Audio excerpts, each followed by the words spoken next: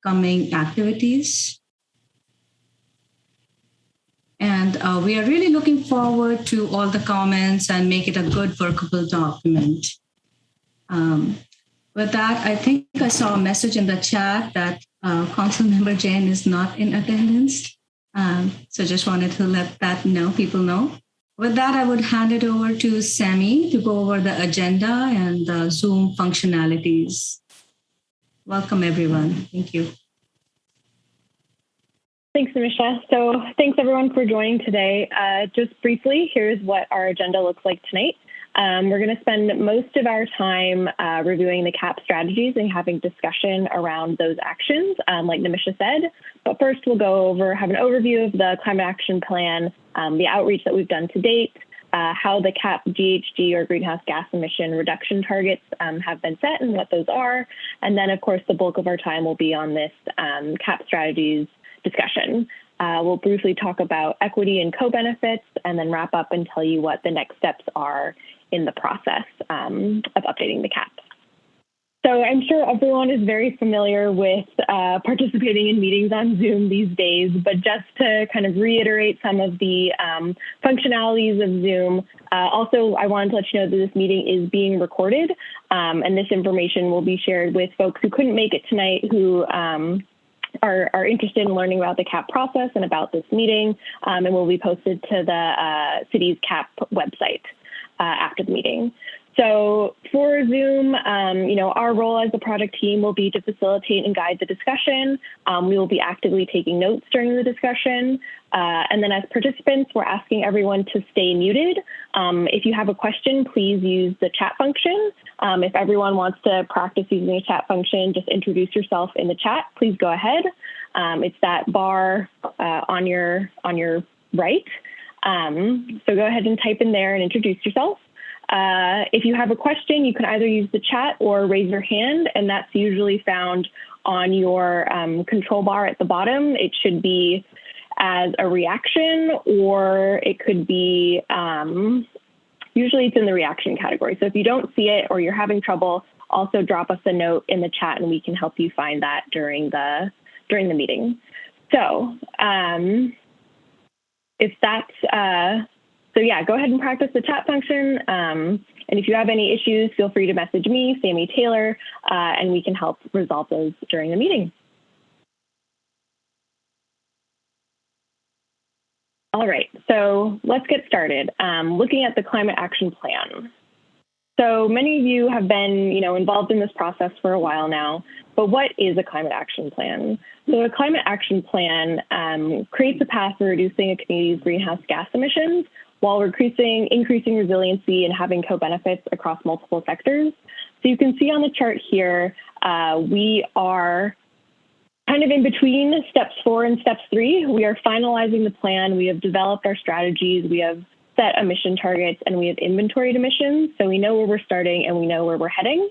And so once we finalize the plan, what's left is implementing the plan and then monitoring our progress and evaluating where we're going and what still needs to be done. So all of this is centered around community and stakeholder input and engagement. This plan reflects community values and is important that everyone, it's a good reflection of the community as a whole and its specific characteristics and unique needs. So the Climate Action Plan leverages existing plans and programs. It ranks opportunities and priorities and also maximizes cost benefit. Not only are our action items beneficial for reducing emissions, but they're also cost effective and weighed in that term as well. So go ahead, Michelle, and let us know about the CAP's purpose. Great, thanks. Again, I'm the Sustainability Manager for the City of Santa Clara, and it's great to be here tonight to collaborate on climate solutions with everyone. Before we get into the CAP specifics, I'd like to take a moment to frame it in relation to some overarching city sustainability goals. And from a foundational level, the city's sustainability program uses a holistic approach that includes building a sustainability lens into our city planning and operations, continuing to fold equity into the sustainability dialogue and throughout the implementation of strategies, expanding our reach through collaboration with our community and partners. And finally, establishing sustainability-related strategies and plans that build upon one another rather than work alone. And so on that note, the Climate Action Plan is being aligned and integrated with other sustainability-related plans. Many you may have heard about already, such as Silicon Valley Power's Integrated Resource Plan, which addresses energy, the Bicycle and Pedestrian Master Plan, our Urban Water Management Plan, the Community Electric Vehicle Blueprint, our city's fleet electrification plan, where we now have over 20 fleet vehicles, electrified fleet vehicles, either purchased or on order. And then in general, our sustainable park strategies, water conservation efforts, and waste reduction policies. I also would love to share some recent sustainability highlights that build upon the CAP goals that are past and coming. And those include our citywide collection of organics or food waste, the initiation of battery storage projects that we're up to almost 100 city-owned public EV charge connectors, with more to come as part of that community electric vehicle blueprint I mentioned. That we're adding electric leaf blowers as part of our parks maintenance equipment, along with water smart irrigation systems, and also recycled water efforts that are offsetting nearly 20% of the potable use that we have. And then, of course, with the recent declaration of drought emergency, the city has associated water restrictions and rebates for the community. And finally, we'll be bringing an all-electric building and electrification and electric vehicle charging reach code ordinance before council this fall. So you'll be seeing that as well. And I hope this helps round out the picture of how the CAP is an integrated anchor piece in the overall sustainability program, and how these efforts really all complement one another. And right now, more than ever, we really have this opportunity to create these multi-solving strategies as we relook at resiliency, economy, and our social systems, and just the general fundamentals of how we operate. We have a chance to make sure that we don't repair or lock in unsustainable systems. And the Climate Action Plan, which we'll talk about in detail tonight, is one way to do this in an impactful way. Next slide.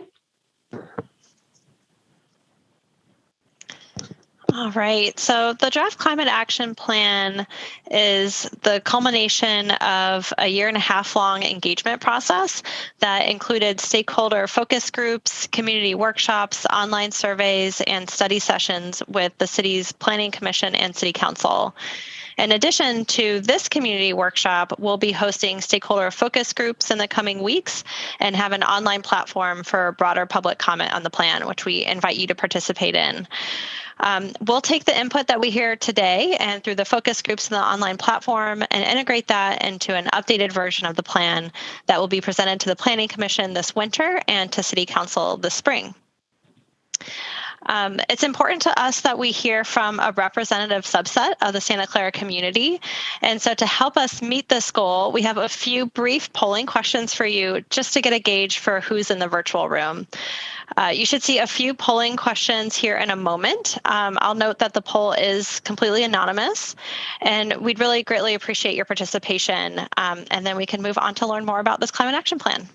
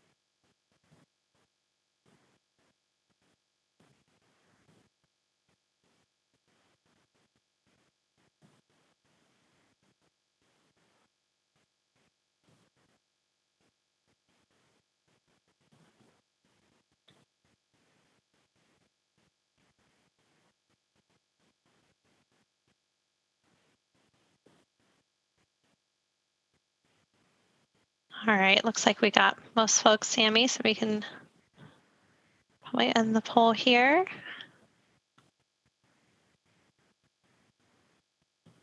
Great, thank you so much for providing that. We appreciate it. So next slide, please.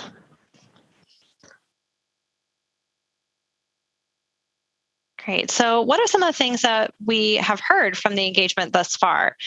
This slide shows some of the themes that have emerged. So some of the things that we've heard are support for the city supporting carbon neutrality for data centers, adopting an all-electric REACH code, which Michelle just mentioned, improving transportation networks for bicycles and pedestrians. We heard support for setting an ambitious greenhouse gas reduction target and exceeding state regulations, reducing vehicle miles traveled, VMT, and promoting electric vehicles, EVs, setting near-term targets that are really setting the city up to achieve those long-term goals, promoting voluntary and incentivized measures. And you'll see many of those in the draft climate action plan that you'll see today.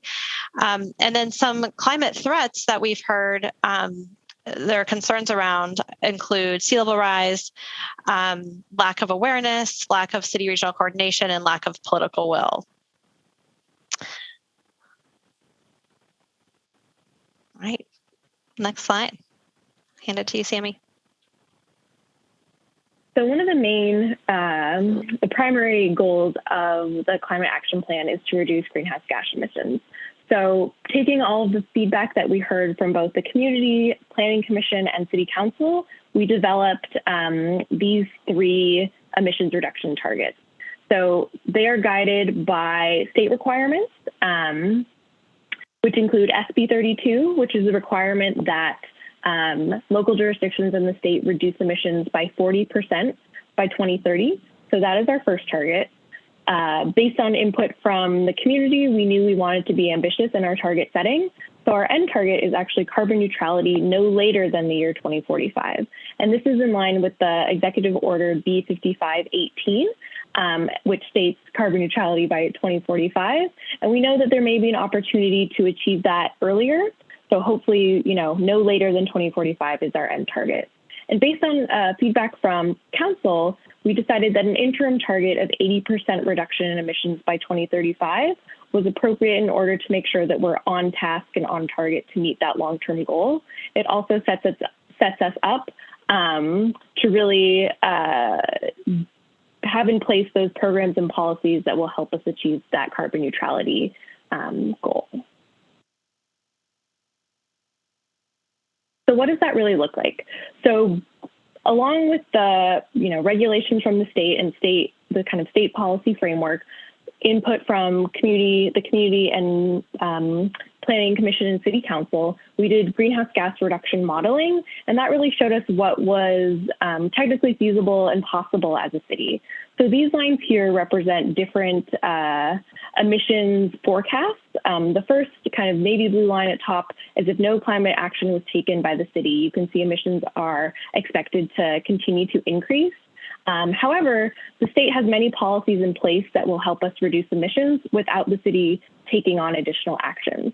But we see that there's a limit in how far that reduction will take us.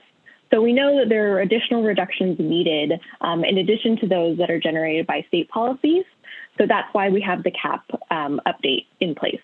So the draft CAP, reductions that we will achieve from the draft CAP is in this orange kind of rust-colored bar here, and it really gets us along the way to meet this long-term goal. We do, however, know that additional reductions will be needed in order to reach that 2045 goal, but we know we can hit the 2030 target of a 40% reduction by 2030, and we're on our way to meet that interim goal of 80% by 2035. However, we know that the CAP will have to be revisited and evaluated, and changes will need to be made in order to hit those targets. We also know that there's a lot of kind of global uncertainty between now and 2045. So we know that there's time and there is ability to, in the future, to help meet those goals.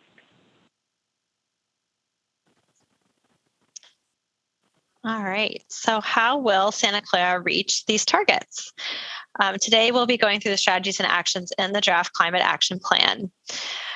The list was built from input received from multiple sources, including city staff interviews and feedback, ideas gleaned from stakeholder meetings and the public, a review of current city activities and related plans, and a review of peer city and industry best practices.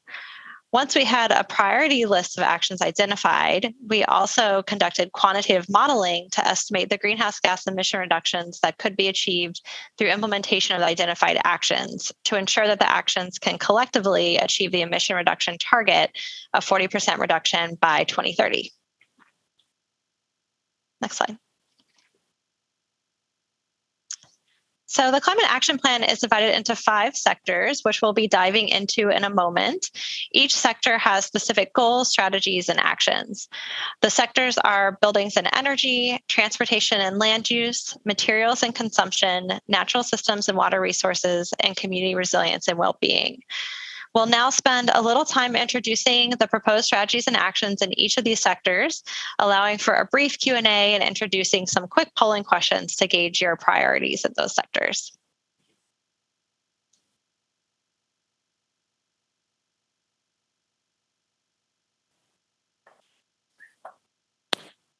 Walker, do you want to start off with buildings and energy? I do. Thanks, Andrea.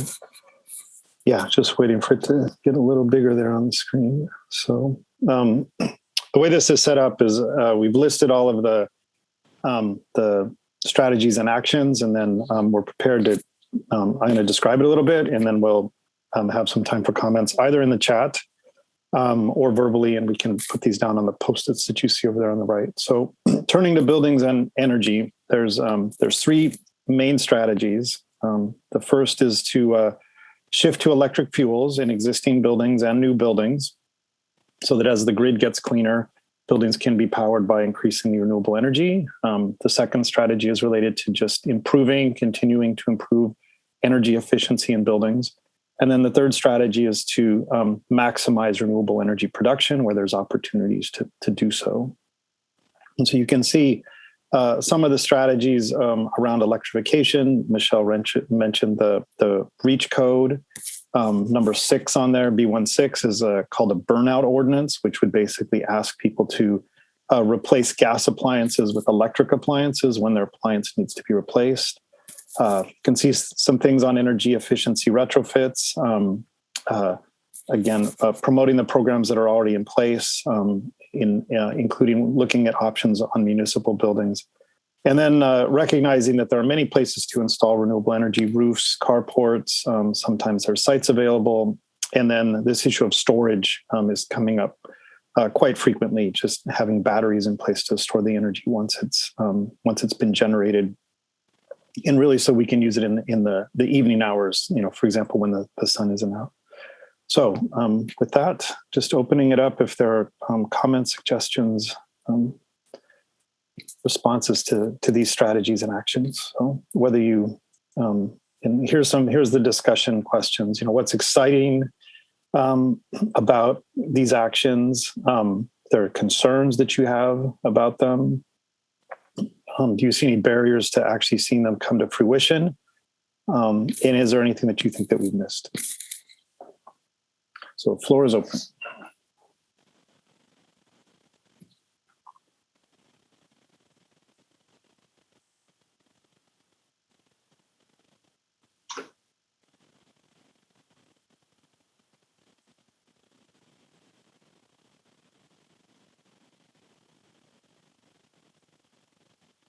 I see this comment from David just about a policy to disincentivize gas in new construction. And that's really embodied in the REACH code that Michelle mentioned. So it's an electric preferred REACH code. It may, Michelle, be just a pure all electric REACH code. Not quite sure what's being proposed. See, go ahead. Yeah, that's what's being proposed. Yes. Okay. All electric. So I think this other question about energy arbitrage to go along with storage, it's a question really for the utility if there's an intent to provide meters and other infrastructure with that level of sophistication to enable people to take advantage of the different energy prices over the course of the day.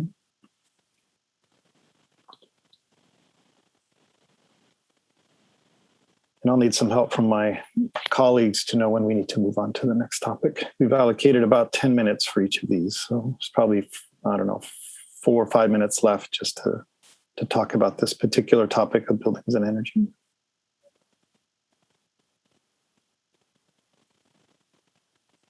say more about carbon neutral data centers. So I think this is actually something that needs to have a little more exploration, but I think the fact is that the electric lines that go to the data centers are more or less the same electric lines that go to other parts of the city. So there's not the ability, at least currently, for them to have sort of direct access to renewable energy. What they could do is they could look at on-site generation to offset their energy use. And then what I think still need to figure out is the structures through which they could or would be expected to buy greenhouse gas offsets to zero out the emissions related to the electricity that they're purchasing. And of course, that would have to be adjusted on a yearly basis as the energy supply from SVP becomes increasingly clean, as they comply with the RPS or make local decisions to even exceed the RPS.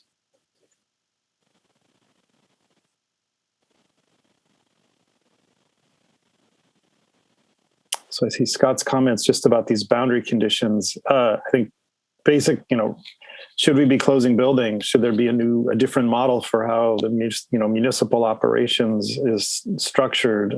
I think we're seeing a lot of things result out of COVID related to remote work and the benefits, and I think the drawbacks to that is shaking up a lot of our assumptions about how we work and where we work. Office space that's required for a staff, whether it's for the city or a country. So that's not really been considered in this particular study. But these are definitely issues that I think need to be given serious consideration going forward. We've certainly seen significant reductions in vehicle miles traveled over the past, 18 months as, people are not commuting to work. It's, a quick way to reduce VMT is to just stay at home and work from there. And I think a lot of discussions about expanded telework. That's going to come up in the next section, though. I'm getting ahead of myself.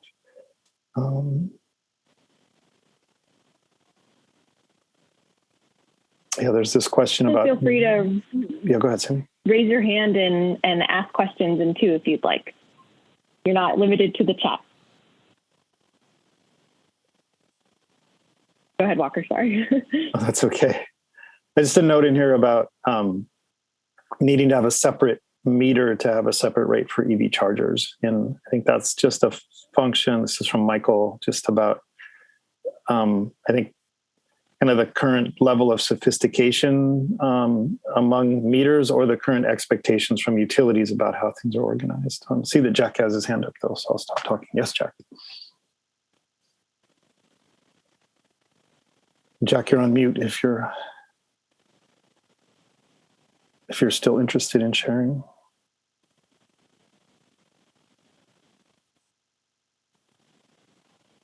Okay, why don't we scoot over to transportation? We can go back. Oh, Jared, yes, sir. Hello, can you hear me? Yes. I was just curious of what types of incentives and financing you were considering, rebates, loans, directly paying for work done.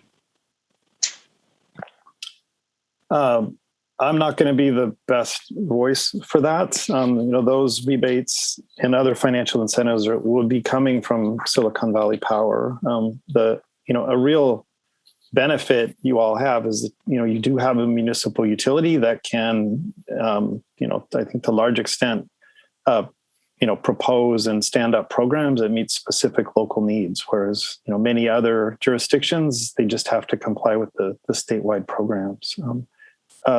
Nothing specific in terms of new incentives is being proposed as part of this cap. And there are incentives, for energy efficiency that SVP currently offers, including, quite a bit of focus has been placed on the data centers, to give them opportunities to look at their energy efficiency.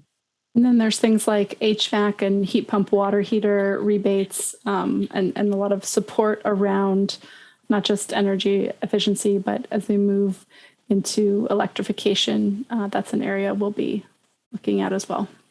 Mm-hmm. Yeah, probably with implementation of the REACH code. Yeah. sharing, technologies and sort of other ways that, ways that people have been doing all electric buildings. Is this Walker, just to add to that, Mm-hmm. in terms of incentives, one action that we have in the draft climate action plan is working with BayREN. It's an organization that's currently providing incentives for electrification and looking at options for low or zero interest financing support, and also targeting more, what they refer to as upstream or midstream incentives to things like the distributors or contractors that would be doing some of that electrification work in buildings. So those are some of the, kind of more creative approaches that we're considering here. Okay, thank you. So I think then, Walker, before we move on to transportation, let's launch this poll related to buildings and energy.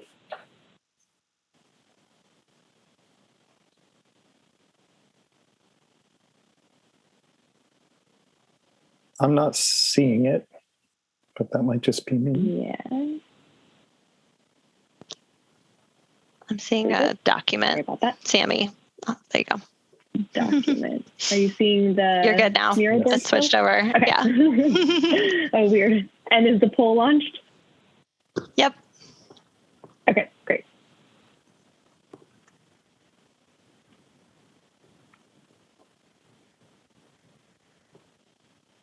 It's launched, but I don't see people doing it yet. Maybe they're reading, or maybe it's not accessible. So essentially, we're asking which actions in the buildings and energy sector should the city prioritize? And there are three.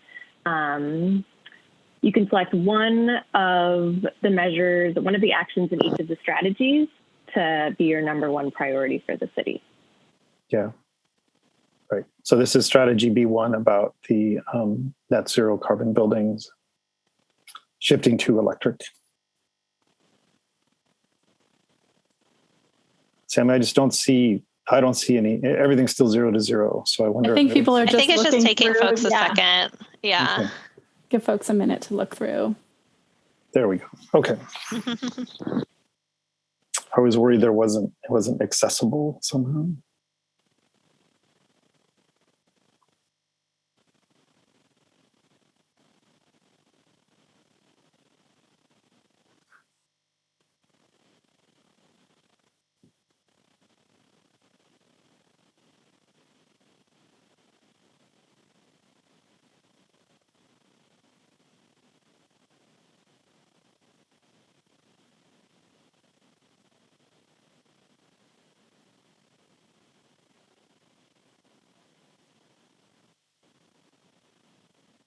I'll give it another couple of seconds. We're about halfway there.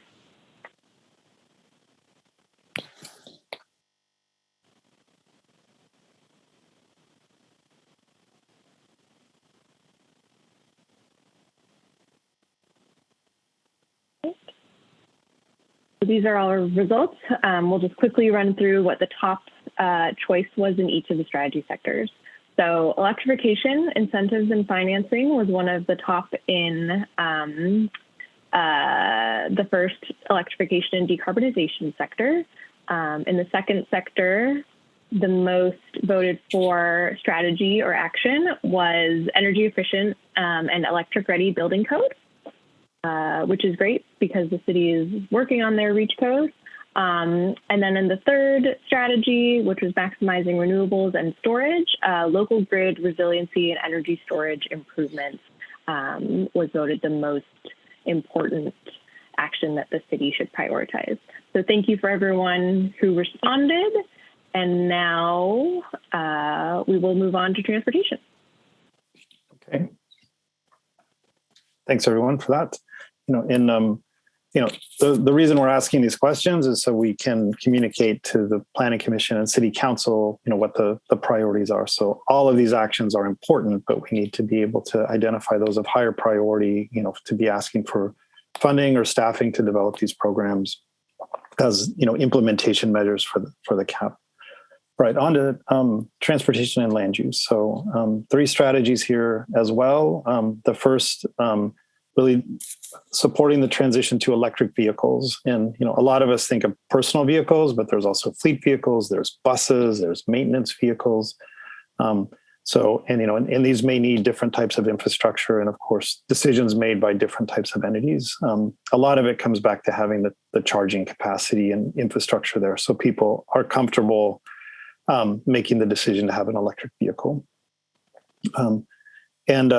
On strategy T2, it's really about expanding these clean mobility options or low carbon mobility, which is a lot about walking, biking, and then taking transit. It's not zero carbon. It might be with an electric bus with renewable energy, but the main point is that, buses in terms of, emissions per rider are typically less than people driving by themselves in a car. And then the third is to understand that there's also a long-term play here related to land use and where there are opportunities for infill development, that it can be sort of, reasonably dense. So it supports walking, biking, local shops, transit use. You can over time change the character of the city so that it, doesn't necessitate as much use of single occupant vehicles. The other thing to keep in mind is, making the cars electric and clean is great. It solves the carbon problem, but it doesn't solve the car problem of congestion, of cars, being dangerous to cyclists and pedestrians, and the cars just take up a lot of space. So we really want to be thinking about ways to encourage people to walk and bike, and for that to be safe and pleasant, and an equally valid mode of travel to driving a car. So those are the three big categories. On the first one, Michelle talked about the EV blueprint. You see a lot of things in there about charging. And then you can see the clean mobility options, including implementation of the bike and pedestrian master plan. And then on the sustainable land use, it's, again, looking at opportunities for development that promotes walking and biking. But the last one we have on here is about telework, which I started talking about a few minutes ago, and just acknowledging that if you work from home, you've saved a commute trip, and that's reducing vehicle miles traveled and the associated emissions. So there's a bit of the overview, and then same approach. We'll look at the chat, and then please feel free to raise your hand if you'd like to make a comment. We can do that too. And then there's a poll when we come to the end of our time for this section. So this is Nimisha, and I just wanted to say that all the comments in the chat, if we are not able to, we're not addressing them here, we will be tracking them and incorporating them, even though we are not answering them verbally here. So yeah, I just wanted to let folks know that. And I do see a hand raised from Jack.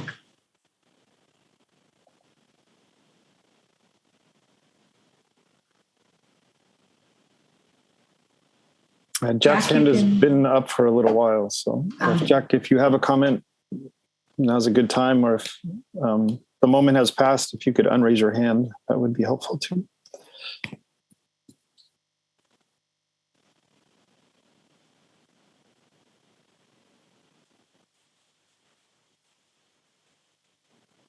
Yeah, so David, your comment about incentives for corporations to go further, that does relate to this acronym. Sorry, planners, we're always stumbling into acronyms. So transportation demand management, which is a tool to help corporations figure out ways that they can reduce commuting by their employees. And it's something that's, I forget if it's companies over 50 employees that need to put these together, over a certain size, to discuss ways that they're promoting transit use, sometimes by providing transit passes to their employees, encouraging carpooling, and then I think increasingly, discussions about telework and how to, enable telework to become, more of a standard option rather than sort of, an unusual situation. So just to add to that, our action T31 requires employers over 500 employees to provide a 25% reduction based on the VMT or through active TDMs or transportation demand management. Yeah, I see Chris's comment about the mixed use. what one learns is that a number of things all need to go together to promote the walkable neighborhood. So, enough density of people to support the mixed use is necessary. Diversity of uses. There has to be urban design. Transit can't be too far away. And you may need to also have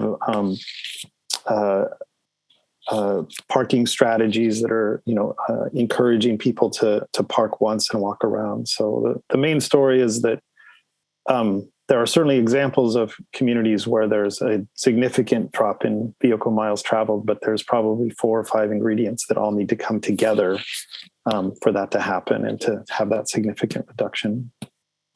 And they often come together over time. So those apartment buildings with retail on the ground floor might not be working now, but they may be more viable as things go forward in the future and the land use transitions. But one thing by itself, isn't gonna do the trick. Curb management. I see Lori's question there. This is a topic that's come up that just acknowledges that there are more things out there than bikes and walking and cars and taking the bus, that people are riding one wheels and electric skateboards. And there's all of these sort of micro mobility systems, whether it's the Bird scooters or the electric bikes that are, have dockless bike share, Uber, Lyft. So we have a lot of more demands on our curb space than, people were really considering 4 or 5 years ago. Lots of talk about low carbon delivery systems and, having places where things can be delivered on bikes or smaller vehicles. You don't need to drive a big truck through the city to deliver just a few things. So all of this is generating a lot of innovation in the transportation planning and urban design sector to think about how to really use the curb in the most effective way possible.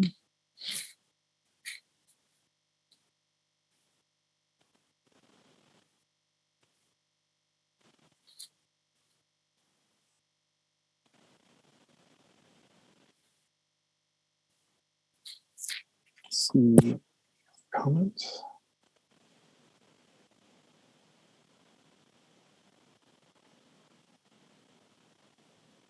I see Scott's comment about the freeways, and this is an issue of sort of who has regulatory authority over different things. So, this cap is focused on what the city has the authority to implement, and or things that we've heard the residents are interested in doing on their own volition. You're right. Lots and lots of cars are going through those freeways. But, it's part of a regional network that's overseen by Caltrans. It's at the state level. In our carbon accounting, if somebody drives through your town, it's not, Santa Clara is not dinged for that VMT and those emissions. So that's how the accounting works. But I think there's actually no viable way to kind of stop people from using the freeway because it plays such a huge role in the regional economy. So this is probably an instance where the electrification of the vehicles and the provision of renewable energy is perhaps the better solution. And as we become more localized, it starts to become more of a combination of vehicle electrification and land use.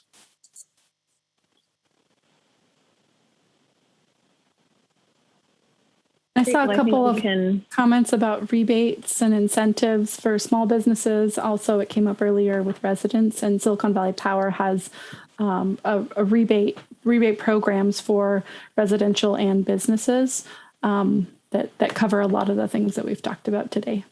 Mm-hmm. And for charger installation, is that correct?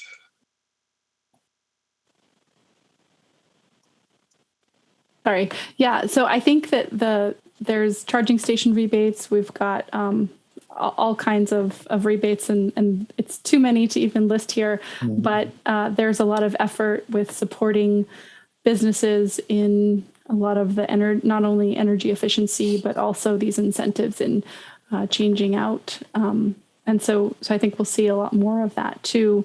One of the things that SVP does is it changes with the times. And so trying to adapt those rebates to fit what the needs are for the different sectors. So we're targeting, new construction with a REACH code, but we're also targeting existing buildings through outreach and incentives.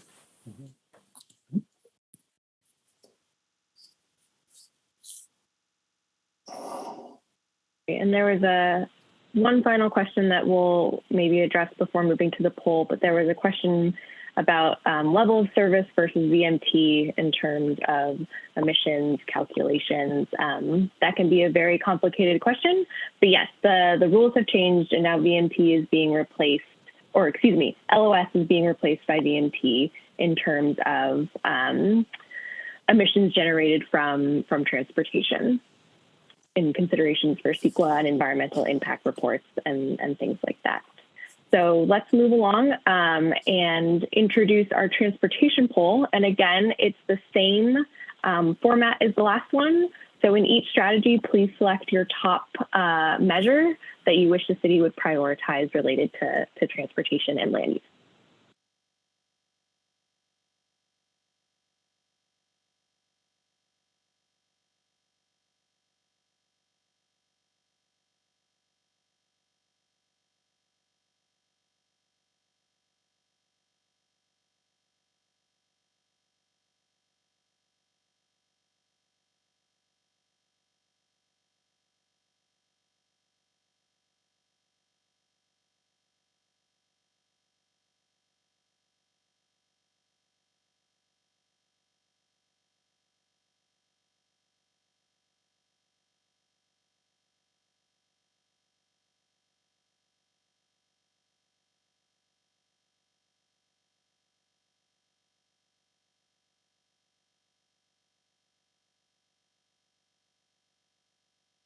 All right, we'll give it maybe another 15 seconds.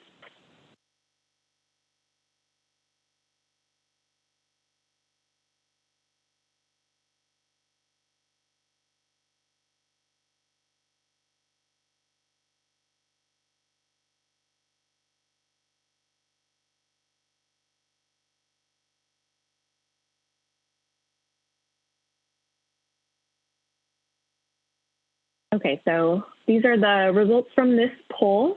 Looks like we've had no top winners in the first strategy, but implementation of the EV blueprint and installing chargers at multifamily properties seem to be the top two responses. In strategy 2, about expanding clean mobility options and non-single occupancy vehicles. Sorry if we didn't tell you what SOV stood for.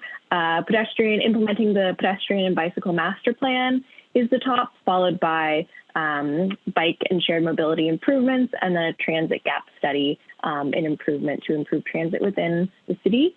And then in the third strategy, advancing sustainable land use, it looks like telework was number 1 with 40% of the votes, closely followed by transit-oriented development.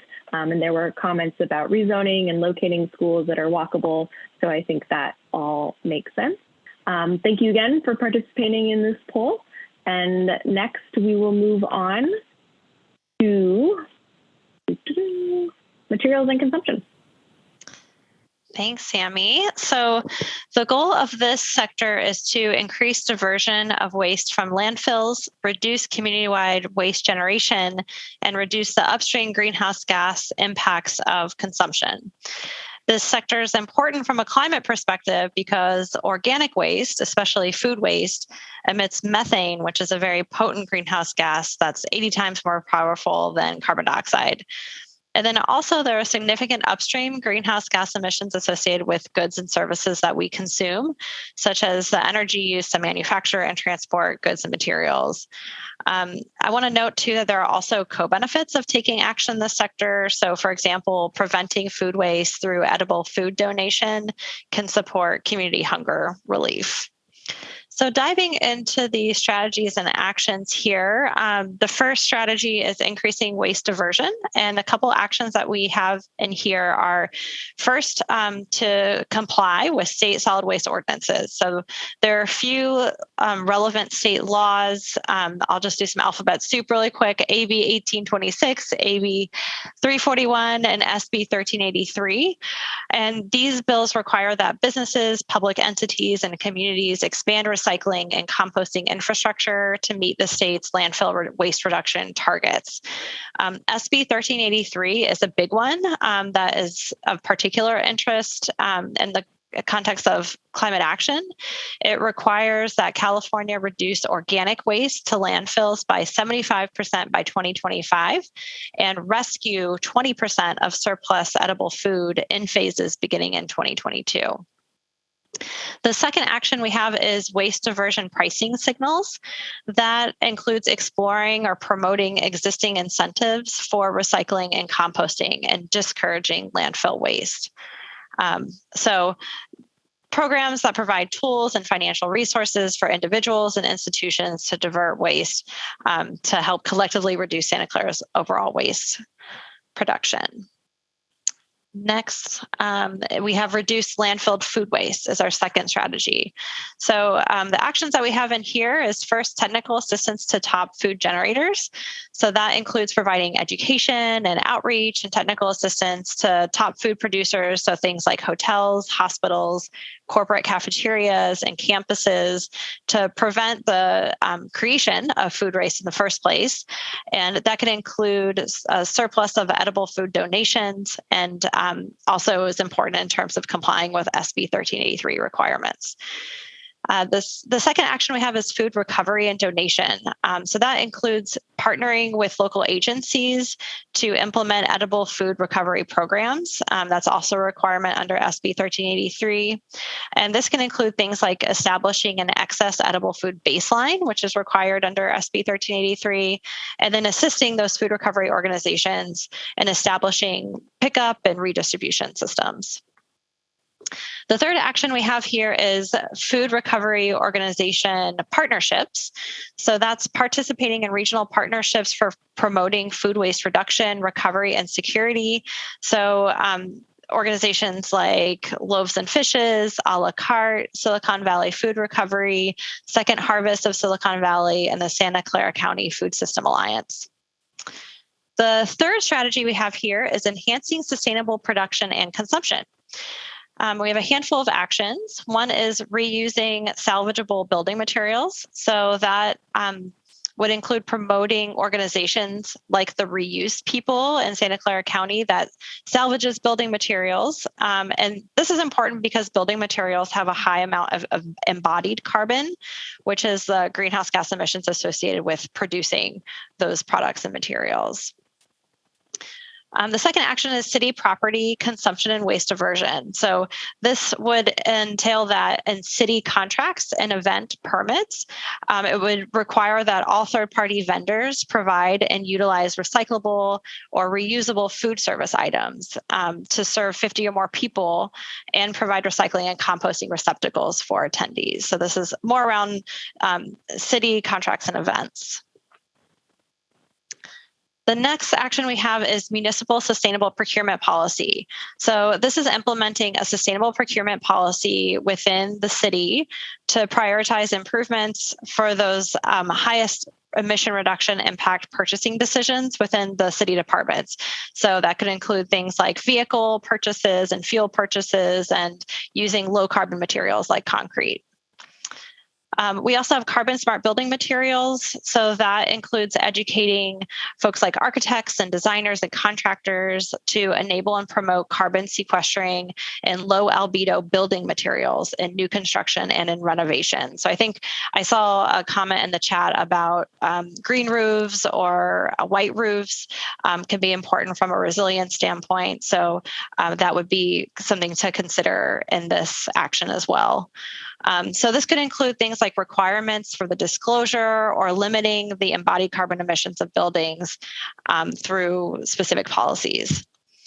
And then the last one we have here is low carbon schools. So that would include partnering with the Santa Clara Unified School District to implement low carbon solutions.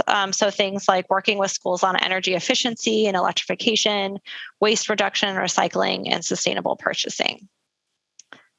So that's a quick rundown of the actions in the draft CAP related to materials and consumption. And I see there's a lot of activity in the chat that I haven't looked at yet. So if anyone has questions or comments, I'm happy to have a conversation. Let's see. So I have a question. What get caught up on the chat? Yeah. I just want to remind everyone, just remember what our discussion questions are. So what's exciting about implementing these actions? Are there any areas of concern? What might be the barriers to implementing these actions? And then is there anything we might have missed? Go ahead, Andrea. Everyone else chime in. Thanks for that reminder, Sammy. So it looks like there's a question, what % of food waste is generated by restaurants versus homes? If in favor of homes, we may consider expanding what goes into the green bins to include food waste and dirty recyclables that now must go into the black bins. That's a good question. Yeah, I don't know if I have the stats at my fingertips, but I think that's a good consideration and point. So thanks for that. I think it was answered by another. Oh, was it? Okay, great. Too, that there's a lot of challenges with mixing of dirty recyclables, and so that's why the Food Scraps or Organics program that has started is really taking a cleaner look at doing a better job recycling, because that's really what's been proven to be the most effective. And there was a comment about just reducing waste as being a critical piece. Thanks for that, Michelle.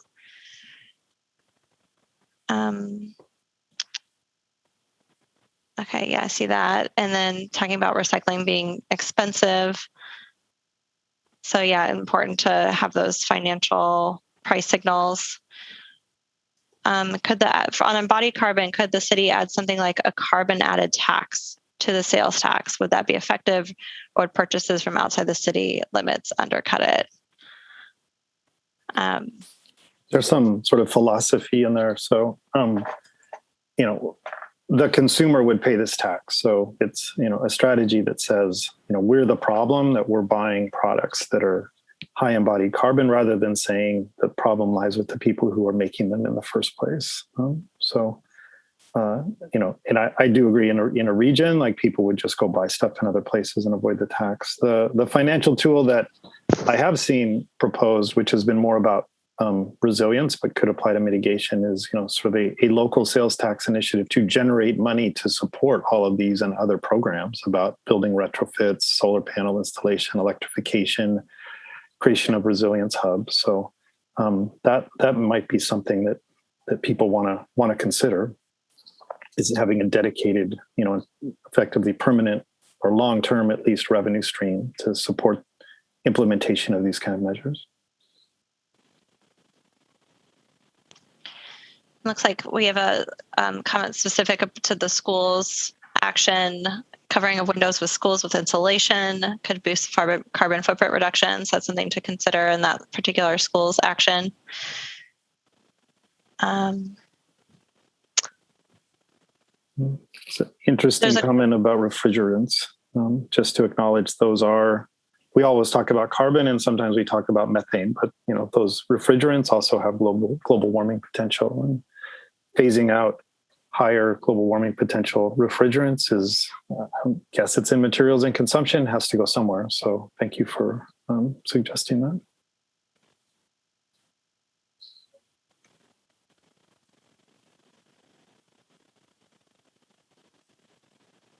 Looks like a lot of chat about the school programs, education to the students at the school programs about food waste. It's a great idea. We can include that more explicitly in that low carbon schools action.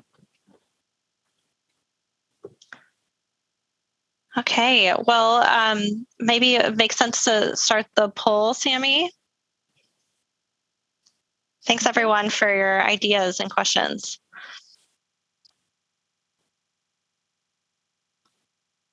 So again, the same format.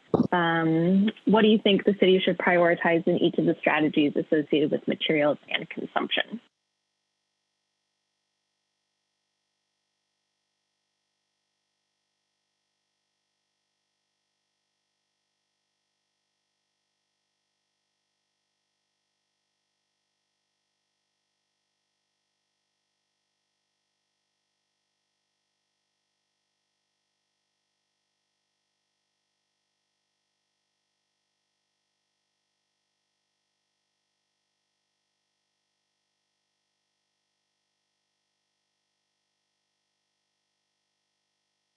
We'll give it another couple of seconds.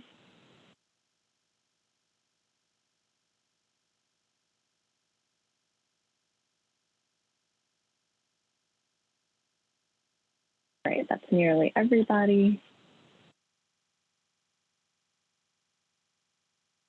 Okay, so the first, here are the results in the race diversion strategy, complying with state waste ordinances got the top vote. In the second strategy, reducing landfill to food waste, technical assistance to top food waste generators got the top vote. And then number 3, sustainable production and consumption. We're kind of all over the place here, but the top was carbon smart building materials, followed by reusing of salvageable building materials. So those are our top results in this. Thank you, everybody. And we will move on to the next sector, which is natural systems and water resources. Semi, it might be a good idea to share with folks the questions that we had listed earlier, just the discussion questions, just to remind them of that. Sure. Sure. So briefly popping up to the discussion questions, we're mainly asking that you think about implementation. What's exciting to you? What could be a barrier? Are there any concerns related to these actions? And then is there anything that we may have missed?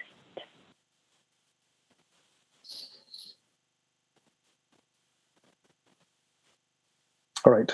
I think this one is mine. Just checking. Sounds like it. Yeah, okay. Go ahead, Becker. All right. All right. So natural systems and water resources. This section is really working to acknowledge that, this human settlement, the city of Santa Clara, is located within a larger ecosystem that includes the movement of water, includes the urban forest. And, those are two of the big elements that are often still manifest in urban areas in terms of natural systems. And then it also recognizes that moving water and treating water has a significant energy load. And, I'm down in Southern California, that burden is significantly higher than it is in Northern California. But nonetheless, for every gallon of water we use, there's some number of watts of energy that are associated with it. So there's that. And then this section tips a little towards, climate resilience and adaptation. So we have sort of things going on concurrently here with mitigation and adaptation. So you can see the first strategy, increase tree canopy cover, which, includes planting more trees in public rights of way. Those would be city trees, and usually what's counted towards the urban forest. There's about 30,000 trees in Santa Clara now, and depending on how you look at it, probably room to plant another 10 or 15% additional trees in public rights of way or publicly owned land where the city has control. On the second one, action, it's really looking at supporting the planting and protection of trees on private property where the city has much less control, and then to look at partnerships for urban forestry and to be thoughtful about how trees are maintained, and then regularly replaced to keep the urban forestry intact. The reason for all this is, yes, trees are beautiful; it makes a pleasant place, but the shade that the trees create or the temperature differential that they can generate through evapotranspiration, can lower the ambient air temperature and therefore reduce the need for the use of air conditioning. So there's a connection back to the use of electricity and energy in buildings from the way that the urban forest is managed. Having a greater amount of shade and lower ambient air temperature is also just good for managing high heat. And we looked at ecosystem resilience and some of these ideas that we heard quite a bit about related to compost, giving people the resources and space to do composting. And then that can get into this other topic of carbon farming. So if you have a whole bunch of carbon and you can put it in compost, put it into the soil, and it is sort of sequestered in the soil and retained there, it's not going up into the atmosphere. And then finally, we just have some topics here about water supply and consumption, sort of rebates for conservation, promoting or just enabling fixture replacements, just giving people shower heads, better access to water data, looking at landscaping and continuing to encourage water efficient landscaping, diversifying the sources of water. So this would really be not just relying on the sources you have now. Often this focuses on increased capture of rainwater or stormwater. So creating more opportunities for it to percolate into the ground. And then Michelle also mentioned the 20% use of recycled water throughout the city, I think is what I heard. For non-potable uses, almost 20%. Yeah, about 19. So potable, funny word, but it means water you can drink. So we use a lot of water that's drinking water quality to do strange things like, flush toilets, wash off driveways, even water our plants. So there's many uses for recycled water that isn't necessarily needing to be drinking water quality. So those are the issues. And as you can see, there's a sort of energy savings benefit from using water wisely, but there's also a lot of benefit on the resilience side of things. It's just weather patterns are changing. Heat. You have concerns about urban heat, concerns about drought. So it's kind of putting our climate plan again in sort of a larger context. So with that, floor is open for comments, suggestions on this particular topic.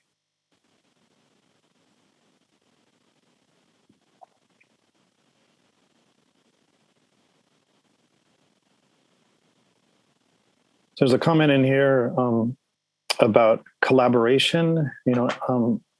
Andrea mentioned the Bay Area Energy, BayREN, the sort of energy network sort of sharing across municipalities. And Michelle, are there any other sort of established collaborations that the city's part of? Yeah, we just in the last year and a half, we've entered into a lot of regional collaboration, some regional collaboration around our climate action planning and implementation with the county, which includes all the jurisdictions within the county. There's also a countywide, all jurisdictions included, sort of urban forest alliance that has begun talking about how jurisdictional boundaries how we share across jurisdictional boundaries, because the urban forest really needs to be connected. We also have some regional groups that are addressing electrification and rebates and incentives. And we have advisory groups that are regional on things like waste reduction and water conservation. So almost all of the topic areas where we have regional groups that we're partnering on and trying to build off of each other's experiences, but more and more are growing in particularly the areas of climate action, urban forests, and energy efficiency. Great. Yes, many of these challenges cross jurisdictional boundaries, whether it's hydrology, water management, traffic, urban heat mitigation, finding places to make and store energy. So I think to kind of get to the level of action that's needed, it requires this regional cooperation.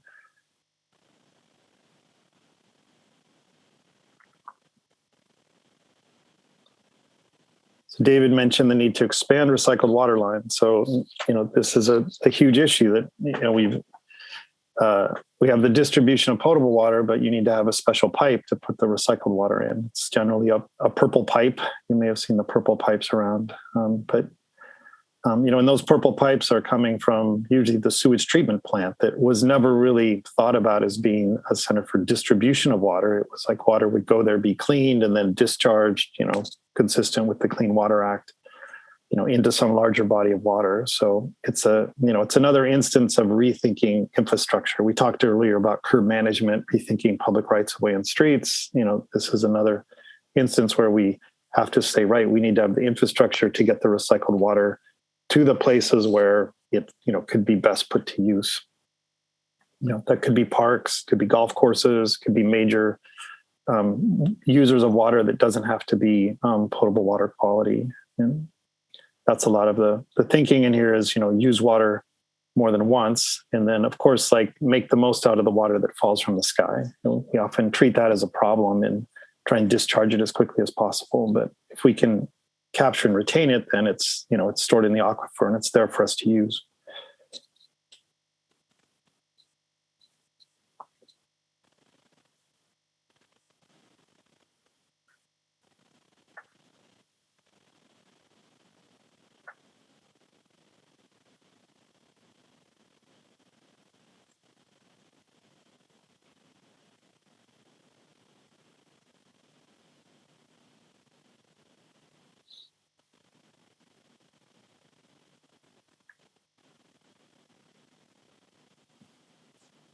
Walker, I just put in the chat, there's some comments here on permeable pavements and natural stormwater infrastructure. So I just want to note that we have an action that I'll talk about here in a moment in the community well-being and resilience section. Mm-hmm. Great.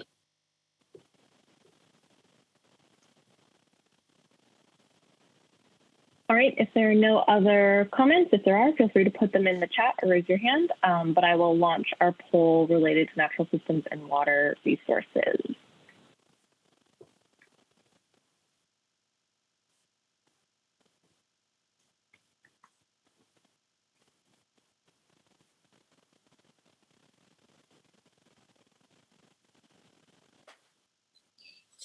While you're filling that out, I saw there was a comment about gray water installations for homes, and there is a rebate through Santa Clara Valley Water District for that as well.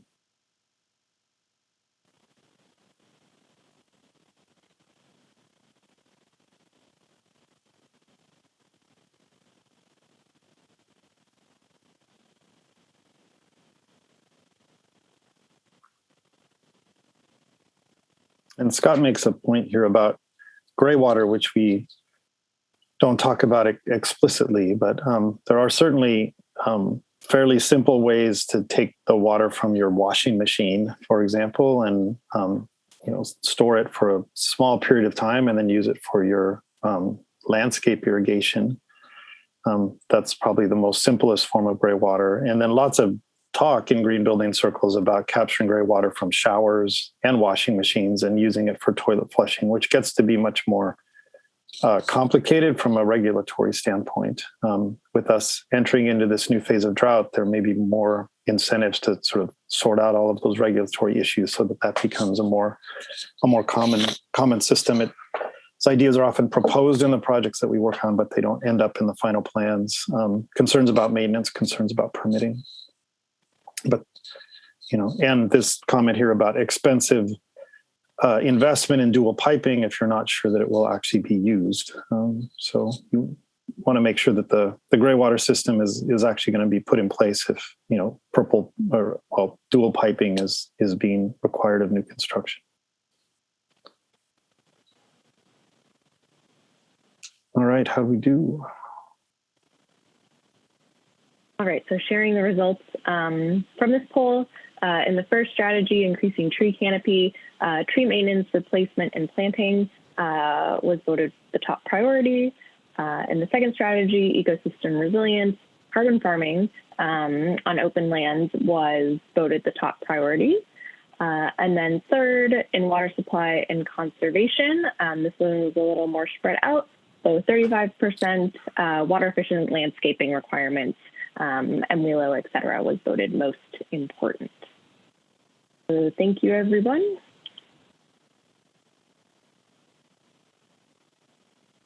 All right. Well, thanks everyone for hanging on. We're at our last sector here, which is community resilience and well-being. And I'll probably go through this fairly quickly because I know we wanted to reserve a little time at the end to kind of think big picture about the plan and get some broad input there. So community resilience and well-being, as many of you probably know, climate change poses a significant risk to the health and safety of Santa Clara residents, particularly vulnerable populations like the elderly and low-income community members. Climate impacts like wildfires, extreme weather events, and flood events can stress emergency services and disrupt other services. So the goal of this sector is really just to ensure that Santa Clara is prepared and can withstand climate and non-climate emergencies, especially focusing on those at higher risk. So the strategies that we have here are improving community resilience and preparing for climate change. Within improving community resilience, we have an action around community resilience networks. So that's supporting neighborhood-based organizations and businesses and developing neighborhood resilience hub programs to prepare residents to respond to climate change. We also have supporting people experiencing homelessness, so expanding support services to people experiencing homelessness, especially during extreme weather and hazard events. We also have a community climate action grant action that would involve establishing a micro grant program that would support local citizen-led projects and programs to reduce emissions, adapt to climate change, and enhance equity. The last action here is incentives for adaptation upgrades. So that's offering rebates and financial incentives to encourage adaptation upgrades. So things like cool roofs or green roofs or cool pavements, and installation of low emission space cooling devices like ceiling fans and heat pumps that can help build resilience in a cost-effective way and with low environmental impact. The second strategy you have here is preparing for climate change. So the first action is high hazard development restriction. So that's exactly what it sounds like. It's restricting development in high hazard areas. So I think someone commented already, proactively addressing some of these things proactively before they're built is more cost effective in the long run. So identifying those high hazard areas and preventing development in those locations saves money and then avoids having to move those developments in the future and reduces the safety risk to those there. We also have an action for on-site and natural stormwater systems. So that's integrating natural stormwater systems within site and building design. So expanding that on-site stormwater management capacity. We have an action on high albedo parking lots. So requiring new parking lots to be surfaced with more sustainable pavement materials. So that can include things like high albedo pavements, permeable pavements, to reduce heat gain during extreme heat events and reduce stormwater runoff. We also have an action for Climate Resilience Capital Improvement Program, CIP projects. So that would involve the city revising its design standards to require climate to be considered in the development of discretionary CIP projects. So that can include things like new parks projects. And then the last action we have here is planned retreat strategies. That would involve identifying and considering relocation opportunities for critical facilities. So, for example, planning retreat for structures that might be at risk of recurring damages. So identifying those locations and then taking a proactive effort to prepare for and reduce future impacts associated with those facilities that are really needed to keep the city running. So those are the actions we have here. Maybe for the sake of time, folks can go ahead and put any comments they have in the chat related to this sector. And then Sammy, maybe we can go ahead and get the poll up so we can get everyone wrapped up in time.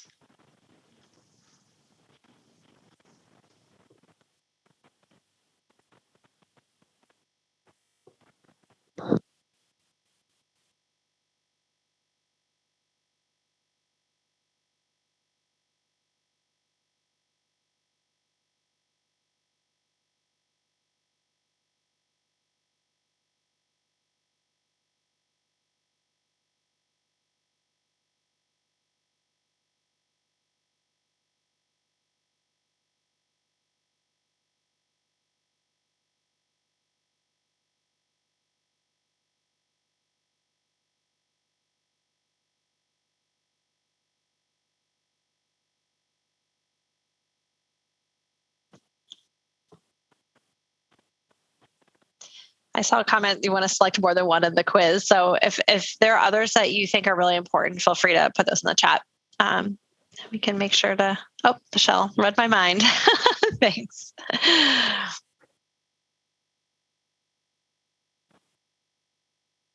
Right, another couple of seconds and then we'll close this one out.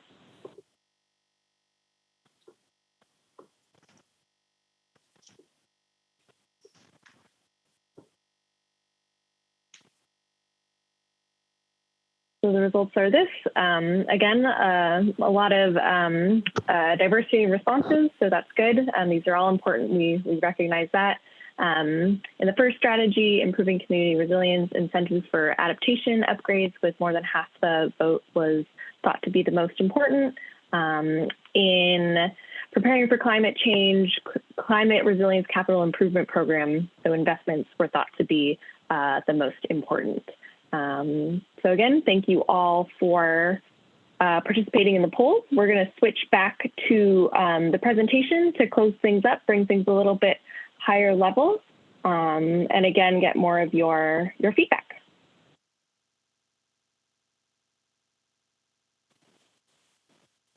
Bring us to where we are. Okay, Walker, go ahead. Okay. So just a couple more slides. This slide is just acknowledging some of what we've talked about before, which are these co-benefits and synergies and equity. So, there's the one here on the top left shows a tree. We already talked through the climate resilience benefits that come from shade, along with the mitigation benefits that come from shade. Walking and biking, good for reducing VMT and related emissions, also good for public health. There's jobs to be generated in all of these things: building retrofit, solar panel installation, tree planting. We touched a bit on equity, both sort of acknowledging if there are underserved areas or populations that don't have the resources to make these kind of upgrades and providing incentives for them, and really looking at how sort of the distribution patterns of resources and relative access to those resources, and how that sort of plays out across the cities. You can save money, things that can actually make you happy and improve the beauty of the city. Again, sort of landscape projects, tree planting, to support emissions reduction. These things can go together. And often what I've learned is, we're trying to find things that can do one or two or three or four things at the same time. So if you make a rain garden with trees planted in it and shrubs, you're providing habitat. It's beautiful. It's sequestering carbon. It's allowing water to get into the ground. That's a resilience measure, reduces the need for imported water. And so if we can look for those types of strategies that are sort of cross-disciplinary, those are often the ones that are successful and end up being implemented. That's it.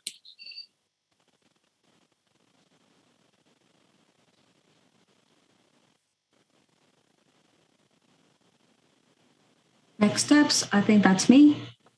So after we have, hold on, we have one more poll to launch before we get into what the next steps are. And this poll is asking you to think of a couple of things. One, we'll ask you to put in the chat, of all the measures and strategies and actions that we've talked about today, what is your top priority? And then also, we have this poll here. So let's go ahead and answer this. How supportive of you are of the plan? And we'll take that into consideration as we move forward.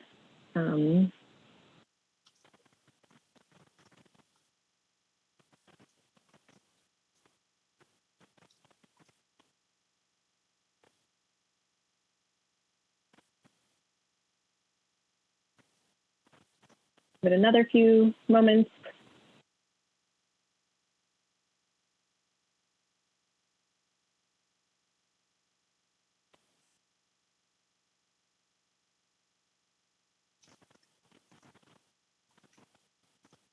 Just everyone responding. All right, so this is exciting to see. It looks like the majority of people are supporting this plan, supporting these actions and the goal of making Santa Clara a more sustainable community. So that's really great to see. Nimisha, go ahead and let us know what the next steps are in the process. Thank you, Sunny. So I know the folks have been wanting to add more than one option. So just share in the chat the link for the Climate Action Plan webpage on the city's website. There is on that, all the information, all the updates are posted there about the CAP. And this link also provides a link to the draft plan, and you can add more comments there. We really appreciate you taking out the time to come over here today and providing feedback. As for the next steps, the link is for public comments. Public input is also here before you. This is the direct link for the draft plan. And as I mentioned, it's also available if you wanted to access it through the CAP webpage on the city's website. We would be incorporating your comments and we anticipate going to the Planning Commission early next year, and then to the City Council around April of next year. And here is the link again for the Climate Action Plan webpage. And again, thanks everyone for coming in today. And we really appreciate all the feedback that you have provided. Anything else we want to discuss before any other questions we have? I think we can, this is the information for all of us, and we can hang out we have a couple of minutes remaining. We can hang out for any other questions you may have. You can put them in the chat or use the hand raise feature.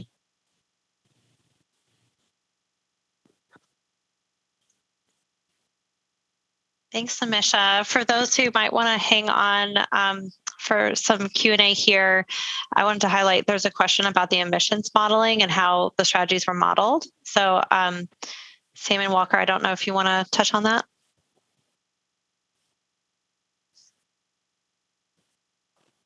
Yeah, I mean, Sammy and I, we can talk about it together, but each of those different actions was modeled to the degree it could be quantified.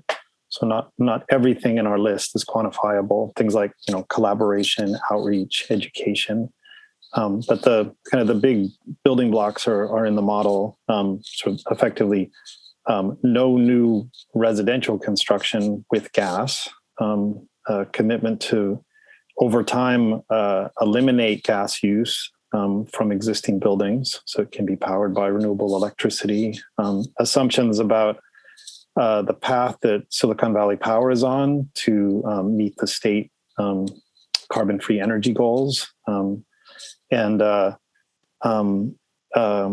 implementation of what the pedestrian bicycle master plan identifies as what's called the mode shift, the shift in type of travel towards bike and ped, impacts of a certain amount of building retrofits. So, and then sort of assumptions made about the degree to which those things are implemented over, through 2030, through 2035, and then up through 2050, consistent with SB 32, and also in alignment with the interim goal that had been put forward by the city council. So I think what you're seeing is things kind of described in probably more colloquial language, but underneath a lot of it is a little more specificity on what that means and then how it's been folded into the model. And that's sort of how you see the lines on the charts. And it shows us that, for 2050, these measures put us definitely on the pathway, and the line is going in the right direction, but there's still, work to be done and probably innovation to be folded into future, updates to the cap to kind of close the gap and show what still needs to be done to get to that 80% reduction by 2050.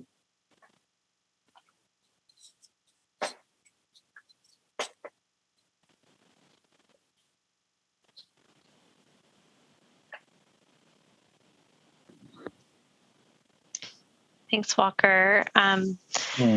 Looks like there's a question here about have we shared the draft plan with local high school students, and an invitation for students to share their feedback. Michelle and Amisha, do you want to touch on that? Yeah, sure. So I see some high school students here, and we can definitely reach out to them. We had reached out to them in our initial focus groups, and we had many high school students attending our planning commission and the city council meetings, and we are very appreciative of their comments, and we look forward to hear from them more. And we've connected with youth councils and groups that we are sharing. We've shared this information with. It's gone out on our sustainability e-news and various different social media platforms, as well as city managers biweekly, but definitely help spread the word, because we know that word of mouth is extremely powerful too. We'd like to get it out to as many folks as possible. Mm-hmm.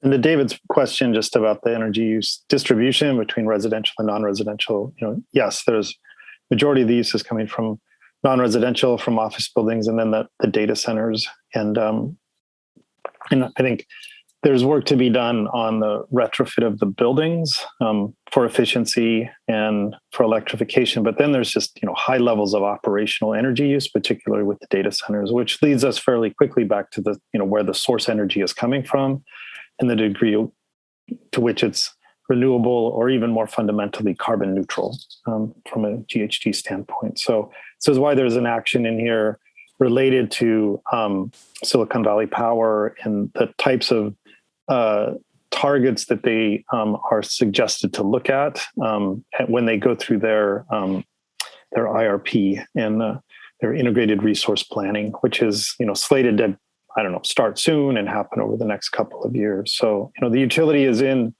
compliance with state mandates, the renewable portfolio standard, but to get to some of those targets that are identified in the CAP. The analysis shows that it would be incredibly helpful, if not essential, to have a slightly accelerated pace of bringing in the carbon-free energy, and that's a key element to closing the gap on whether it's that shorter-term target at 2030 or the longer-term target at 2050. So going forward, for those of you who are interested in these things, I think participation in the IRP and looking at IRP climate action plan alignment is a really important next step and next thing to be participating in. Kind of connect these two documents and really have the utility understanding. It understands it's a main driver of the ultimate viability of the climate action plan. Okay, anything else?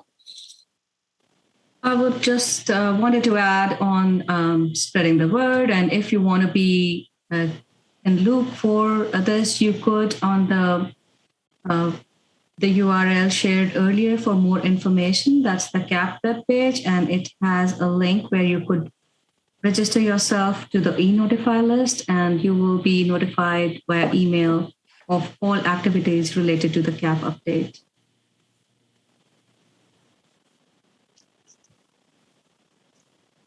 There's a question about what areas in Santa Clara are high hazard. I'm going to put in the chat a link to Silicon Valley 2.0, which is a great resource for kind of diving into that topic a little bit more. It has some detailed maps that show temperature projections and flooding projections throughout Santa Clara County. So feel free to take a look at that to learn more about areas that might be at risk.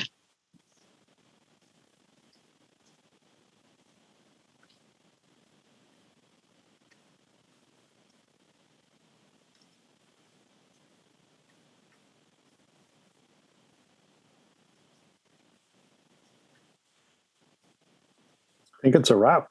I think we're mostly getting thank yous, so I think we could thank everyone who's still here.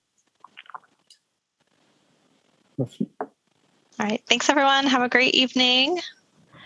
And encourage everyone to include any other comments or questions you have on the online platform, or feel free to send a note to us directly. Yep. Yep. Thanks everyone. Thank you, everyone.